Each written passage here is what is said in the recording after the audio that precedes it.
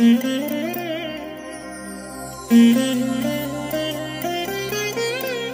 దినం పరము నుండి దిగివచ్చు మాట. ఇది నీ జీవితానికి వెలుగుల బాట. నీ ఒడిలో ఉంచబడిన దీవెనల మూట, అద్భుతాల ఆనంద ఊట. సెప్టెంబర్ 22 సంవత్సరమంతా మీరు బైబిల్ చదివి ముగించడానికి ఈరోజు మీరు చదవలసిన లేఖన భాగం ఉదయం ప్రసంగి గ్రంథం 11 మరియు 12 అధ్యాయములు, సాయంత్రం గలతీలకు రాసిన పత్రిక 1వ అధ్యాయము.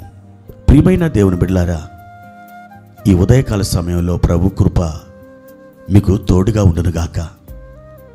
ఎలా ఉన్నారు? బాగున్నారు కదూ? ప్రభు యొక్క దక్షిణ హస్తం మీకు ఎల్లప్పుడూ తోడై ఉన్నది. ఆయన తన వాగ్దానములను ఎన్నడూ కూడా వెనకకు తీసుకునేవాడు కాదు. పరిస్థితులు ఎంత కష్టమైనప్పటికీ, అవి ఎంత జటిలముగా ఉన్నప్పటికీ, దేవుడు తన యొక్క శక్తిని ఆయన విడుదల చేసి మీ జీవితంలో అద్భుతమైనటువంటి మార్పులను తీసుకొని వస్తాడు. ఆ సమయం ఎంతో దూరంలో లేదు, అతి సమీపంలో ఉన్నది. మీరు నిరీక్షణతో కనిపెట్టండి.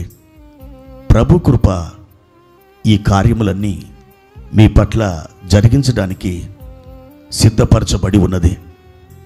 ప్రియ దేవుని బిడ్డలారా, ఈ ఉదయకాల సమయంలో ప్రభు వారిచ్చిన లేఖన భాగాన్ని చదువుకుందాం. 55వ కీర్తన 22వ చరణం. నీ భారము యెహోవా మీద మోపుము, ఆయనే నిన్ను ఆదుకొనును.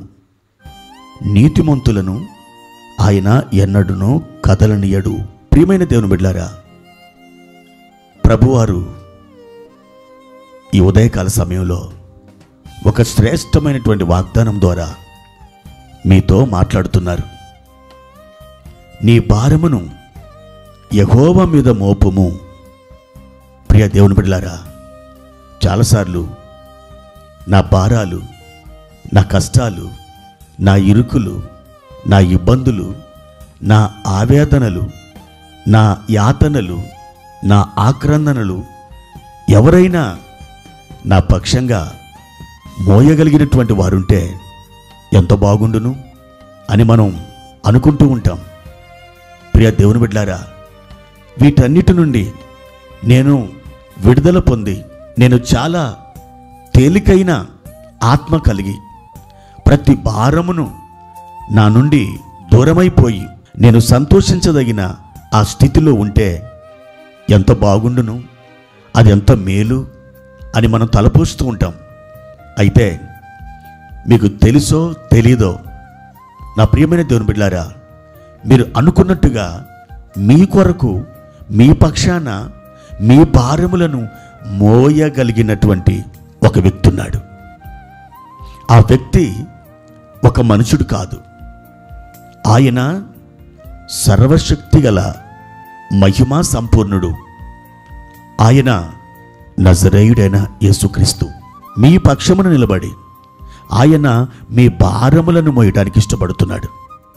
ఒకవేళ దేవుని బిడ్డ, మీరు ఒక కింటా బరువు మీ తల మీద మోస్తున్నట్లయితే ఆ బరువు కింద దేవుని యొక్క హస్తాలు పెట్టబడి ఉంటాయి.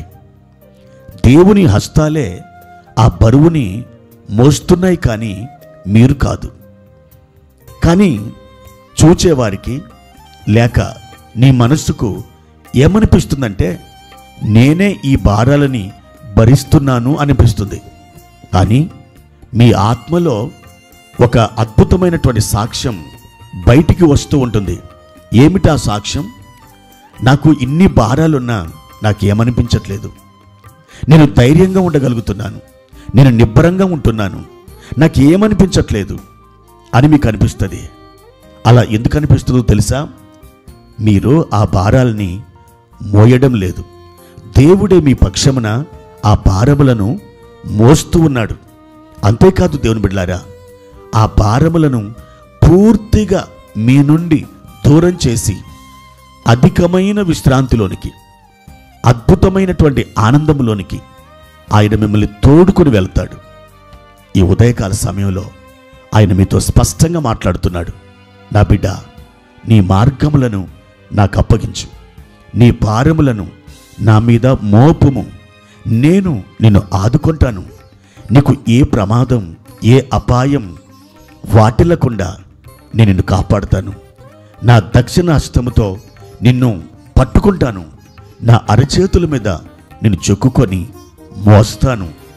ఈ ఉదయం ఇట్టి మాటలతో ప్రభువారు మీ హృదయముతో, మీ ఆత్మతో మాట్లాడుచుండగా మీరు ధైర్యం తెచ్చుకోనండి.